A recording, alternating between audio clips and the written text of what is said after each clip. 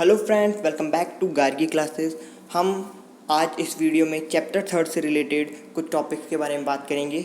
हम जो टॉपिक्स इस वीडियो में डिस्कस करने वाले हैं वो हैं subsidiary books, advantage of subsidiary books and types of subsidiary book.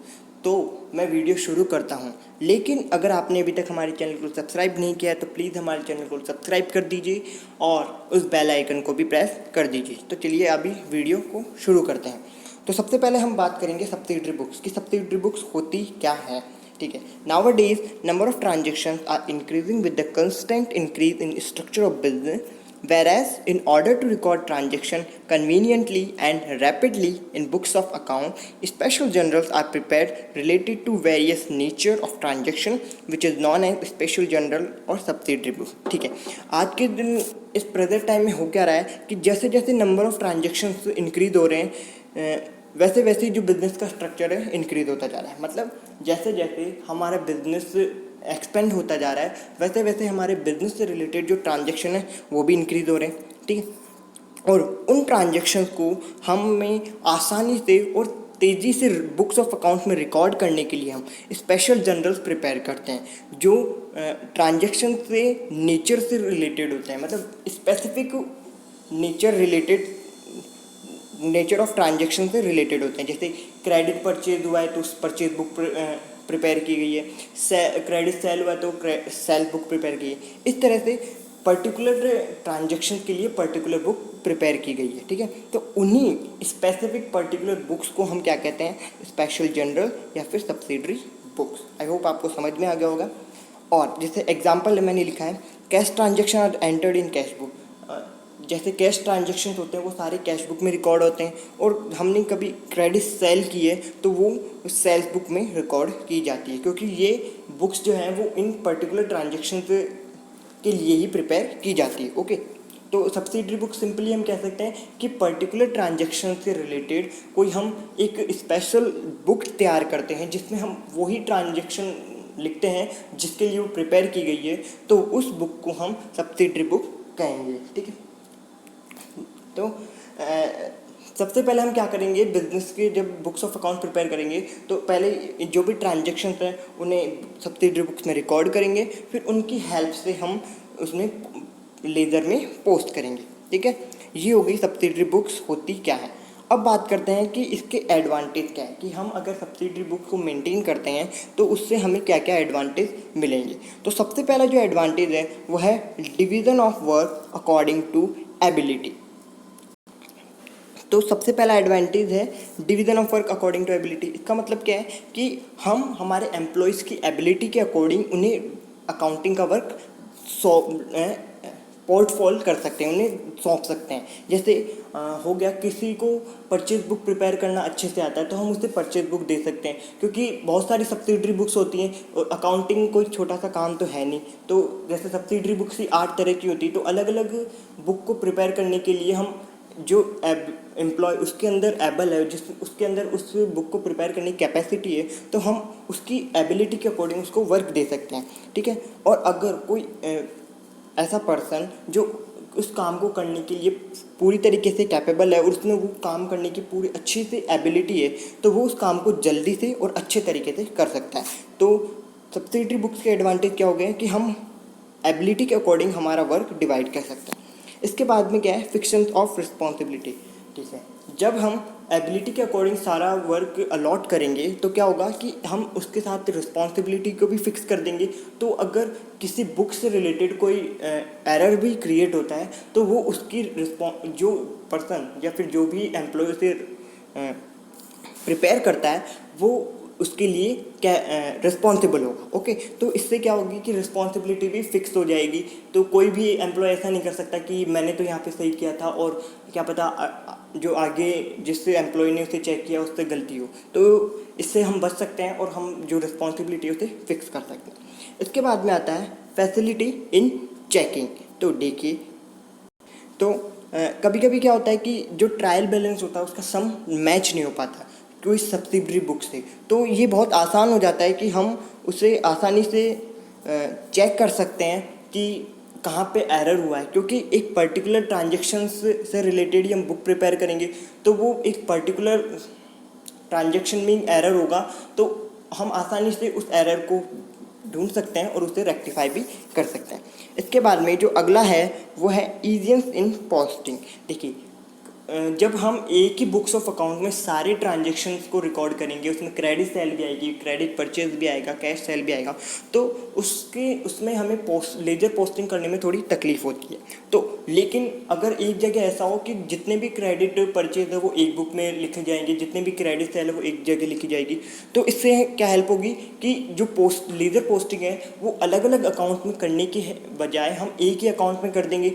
इससे हमारा टाइम भी बचेगा और जो काम है वो बहुत ज़्यादा जल्दी और स्पीडली हो जाएगा। ठीक है, इसके बाद में आता है फ्लेक्सिबिलिटी। ठीक है, फ्लेक्सिबिलिटी कहते हैं इस सब्सिडरी बुक्स में कि देखिए ज़रूरी नहीं है कि आप सब्सिडरी बुक रखें ही।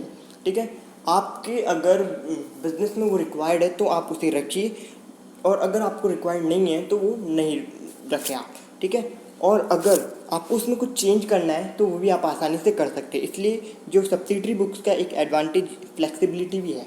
ओके, इसके बाद में full information at one place. ठीक है, जब हम सब्सिडरी बुक्स प्रिपेयर कर रहे हैं तो जितनी भी एक ट्रांजेक्शन है उससे रिलेटेड जितनी भी इंफॉर्मेशन है वो हमें एक जगह मिल जाएगी। ठीक है, कि हमने कितना क्रेडिट में परचेज किया वो हमें परचेज बुक से पूरा मिल जाएगा और वो एक जगह स्टोर हुआ मिलेगा, तो वो हमारे लिए बहुत ही हेल्पफुल रहेगा। ओके, इसके बाद में रिडक्शन ऑफ एरर। ठीक है, जब हम एबिलिटी के अकॉर्डिंग वर्क अलॉट कर रहे हैं तो जो एरर्स हैं उसका होना भी बहुत कम हो जाएगा, उसके चांसेस कम हो जाएंगे, तो जो एरर के होने की जो पॉसिबिलिटी होती है वो भी रिड्यूस हो जाएगी। इसके बाद में टाइम सेविंग तो है ही, क्योंकि आप अलग अलग ट्रांजेक्शन के लिए अलग अलग बुक प्रिपेयर कर रहे हो, तो जब आप लेजर पोस्टिंग करोगे तो आप आसानी से एक ही अकाउंट प्रिपेयर कर लोगे, तो इससे आपका टाइम भी बचेगा और आपकी एनर्जी भी बचेगी। इस तरह से ये कुछ एडवांटेज हैं हमारी सब्सिडरी बुक्स के। तो आई होप आपको ये भी क्लियर हुआ होगा। अब चलते हैं टाइप्स ऑफ सब्सिडरी बुक की, कितनी तरह की सब्सिडरी बुक्स होती है। There are 8 types of subsidiary book. Subsidiary books 8 types की होती हैं, 8 तरह की सब्सिडरी बुक्स होती है। मैं इस सारी सब्सिडरी बुक को डिटेलली नहीं बताऊंगा, मैं इन्हें थोड़ा ब्रीफली डिस्क्राइब करूंगा और आने वाले जो वीडियोज़ हैं उनमें हम उन्हें डिटेलली पढ़ेंगे। सबसे पहले बात करता हूँ कैश बुक की। कैश बुक में क्या है कि देखिए कोई भी स्मॉल बिजनेस करे या लार्ज बिजनेस करे उसे कैश बुक तो रखनी ही पड़ती है। ओके, वो तो उसे मैंडेटरी है कि आप कैश बुक तो उसे मेंटेन करेंगे। तो देखिए all the cash receipts and cash payments are recorded in the cash book. जितने भी हम कैश पेमेंट करेंगे या फिर हमें कैश रिसीव्ड होगा वो सारा कैश बुक में रिकॉर्ड किया जाता है। ओके, दूसरी बुक है वो है परचेज बुक। ठीक है, credit purchase are recorded in this book. जितना भी हम क्रेडिट में गुड्स परचेज करेंगे वो सब परचेज बुक में रिकॉर्ड किया जाएगा। ओके, क्रेडिट में गुड्स परचेज करेंगे वही परचेज बुक में रिकॉर्ड किया जाएगा, एसेट्स को परचेज बुक में रिकॉर्ड नहीं किया जाएगा। ओके, इसके बाद में purchase return book. Return of purchase are recorded in this book. जितना भी जो भी हम रिटर्न करेंगे, जितना भी हमने परचेज़ किया था, जैसे सपोज कीजिए 5,000 का सामान खरीदा, उसमें से 1,500 रुपये का सामान हमारा डिफेक्टिव आ गया तो हम उसे रिटर्न करेंगे, तो हमने जो परचेज़ किया वो जो रिटर्न किया है उसकी जो ट्रांजैक्शन की एंट्री है वो हम परचेज रिटर्न बुक में लिखेंगे। ओके, इसके बाद में अगली जो बुक है वो है सेल्स बुक। सेल्स बुक में क्या है, जैसे परचेज बुक में हम क्रेडिट परचेज के रिलेटेड ट्रांजैक्शन रिकॉर्ड करते थे, वैसे ही सेल्स बुक में क्रेडिट सेल्स से रिलेटेड सारे ट्रांजैक्शन हम रिकॉर्ड करेंगे। ओके, तो ये होगी सेल्स बुक। अब अगली जो सब्सिडरी बुक है वो है सेल्स रिटर्न बुक। ठीक है, जितना भी हमने सामान सॉल्व किया है उसमें से अगर हमें कुछ रिटर्न होता है तो उसकी रिलेटेड जो ट्रांजैक्शन की जो एंट्री है वो हम इसमें करते हैं। Return of goods are recorded in this book. जितना भी गुड्स हमने सोल्ड किया है वो अगर हमें रिटर्न होता है तो वो हम इस बुक में रिकॉर्ड करते हैं। इसके बाद में आता है BR बुक, मतलब बिल्स रिसीवेबल बुक। ठीक है, जितने भी हम BR रिसीव करेंगे, BR मतलब एक डॉक्यूमेंट हो गया बिल ऑफ एक्सचेंज का, जितने भी BR रिसीव करेंगे अलग अलग पार्टी से, उन सब की एंट्री हम इस बुक में करेंगे। ओके, तो ये भी आपको जानते हो कि ट्रेडर्स की ये रिस्पॉन्सिबिलिटी होती है, या फिर मान रिस्पॉन्सिबिलिटी क्या कि उसे ये जो अमाउंट है इस बिल्स का वो रिसीव हम करना ही होता है, वरना वो लॉस में चला जाएगा। ओके, इसके बाद में आती है bills payable book. Bills payable book BP given to various parties are recorded in this book. ठीक है, हमने जितने भी लोगों को बिल्स पेबल बीपी दी है वो सारे उससे रिलेटेड ट्रांजेक्शन हम इस बुक में रिकॉर्ड करते हैं, और ये हमारी एक लाइबिलिटी होती है वो कि हम उसे पे ज़रूर करें। ओके, इसके बाद में अगला जो है वो है जनरल प्रॉपर। ठीक है, जितने भी ट्रांजेक्शन जो ऊपर वाली 7 सब्सिडरी बुक्स में रिकॉर्ड नहीं किए हैं वो सब इसमें रिकॉर्ड किए जाएंगे। मतलब इन 4 सब्सिडरी बुक्स के अलावा रिलेटेड कोई ट्रांजेक्शन है और उसके अलावा भी कोई ट्रांजेक्शन है तो वो हम जनरल प्रॉपर में रिकॉर्ड करेंगे। Transaction which are not recorded in above of any books are recorded in the books. जितने जो ट्रांजेक्शन ऊपर की किसी भी बुक में रिकॉर्ड नहीं किया गया है वो हम जनरल प्रॉपर में रिकॉर्ड करते हैं। ठीक है, तो आज के बस वीडियो में बस इतना ही। अगर वीडियो अच्छा लगा हो तो इसे लाइक करें, ज़्यादा से ज़्यादा लोगों को शेयर करें और हमारे चैनल को सब्सक्राइब करें। Thank you so much for watching our videos.